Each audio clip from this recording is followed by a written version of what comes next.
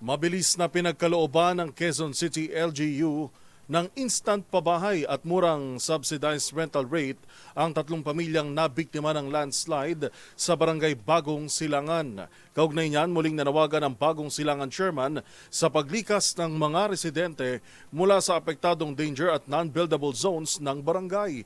Tinutukan yan ni Val Gonzales.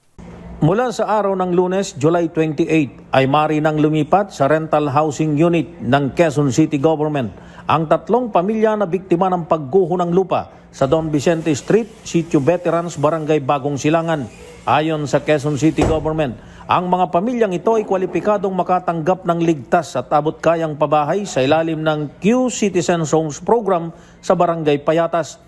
Ang programa ay nagbibigay ng subsidized rental rate na 800 pesos lamang kada buwan.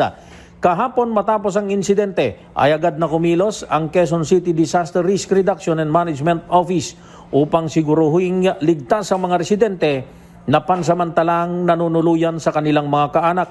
Kahapon ay una na ring sinabi sa DZRH News ni Bagong Silangan Chairman Wilfredo Cara na matagal nang itinuturing ang lugar bilang danger at non-buildable zone dahil sa mga geohazard.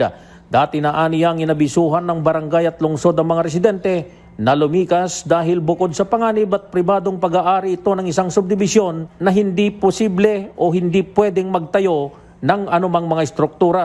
Sa ngayon ay na-secure na ang lugar at nakordon na sa mga nasirang struktura upang masigurong kaligtasan ng mga kalapit na mga residente. Nakikipagtulungan na ang City Engineering Department sa Department of Public Works and Highways o DPWH upang magsagawa ng komprehensibong geotechnical assessment sa lugar upang matukoy ang susunod na mga hakbang. Para sa MBC TV Network News, ako si Val Gonzales, DZRH, una sa Pilipinas, una sa Pilipino.